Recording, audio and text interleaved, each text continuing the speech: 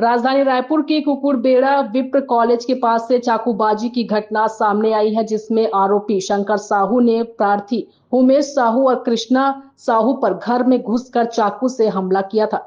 सारा विवाद घर के सामने गाड़ी पार्किंग करने से मना करने पर छिड़ा था। दरअसल प्रार्थी ने जब अपने घर के सामने आरोपी शंकर साहू को गाड़ी खड़ा करने से मना किया तो पहले शंकर साहू ने गाली गलौज की और फिर जान से मारने की धमकी देने लगा। इसी बीच प्रार्थी ने 112 में कॉल कर पुलिस को बुलाया, जिसके बाद पुलिस ने आरोपी को समझाइश देकर छोड़ दिया। इसके बाद रात को आरोपी शंकर साहू पुलिस को सूचना क्यों दिया कहते हुए प्रार्थी के घर में पत्थरबाजी करने लगा और प्रार्थी द्वारा गेट खोलने पर घर में घुसकर चाकू से दोनों प्रार्थियों के जांघ पर हमला कर दिया, जिससे उन्हें भारी चोट आई। इसके बाद प्रार्थी ने 12 बजे थाना पहुंचकर लिखित आवेदन दिया, जिसके बाद 12 घंटे बाद पुलिस ने 1 सितंबर को दोपहर 1 बजे एफआईआर दर्ज करवाई। फिलहाल आरोपी फरार है, पुलिस लगातार उसकी जांच कर रही है।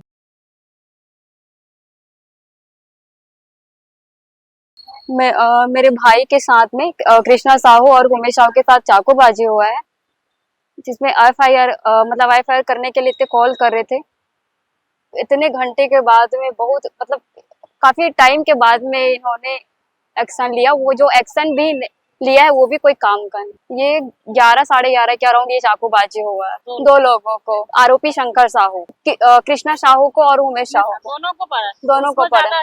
कृष्णा साहू को ज्यादा पड़ा, ज्यादा लंबा है, उसको कम पड़ा है। उसको भी दबोच रही है। कृष्णा उमेश साहू को पूरा ना नीचे सुला दिया था, दबोच रही है। मामले के 1.5 घंटा काफी टाइम के बाद हुआ। वो लिखित में 2-2.5 घंटा के अराउंड वो रिटर्न में लिए थे। अभी वो उन्होंने ऑनलाइन किया, आवेदन हुआ तो वो रिटर्न में लिए थे। उन्होंने वो एप्लीकेशन दिया, गवाही ले लेना अपना। नहीं देगा, गवाही नहीं देगा तो गुड़ियारी कर लेते। ले लो गवाही कर। क्या श्रीमती जो प्रार्थी पीड़ित पक्ष है, एक ही आरोपी एक ही खानदान के, एक ही समाज के, एक ही जाति के लोग हैं। ये दिन में आए थे, हमारी टीम जाके समझा दी थी, पुनः वहाँ जाके पेट्रोलिंग वाले समझा दिए, तो फिर जो है प्रार्थी जो है उसके घर जाकर उसको उठाने लगी। इस पर से दोनों में आवाज़ में आए, जिसको चाकू से मार दिया था।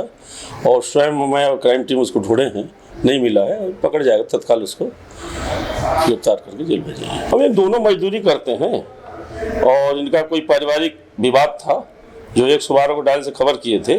उसको समझाने पर घर चले गए थे और उसी पर से जब पीड़िता की जब चोट लगी तो आया तो रिपोर्ट अपराध पंजीबद्ध कर लिया गया है, तो विवेचना की बदमाश है। लेकिन उसको हम लोग पता तलाश कर रहे हैं और हमारी स्टाफ लगा हुआ है। आज मैं स्वयं भी गया था क्राइम टीम के साथ, दो बार रात को भी 2:30 बजे गए थे।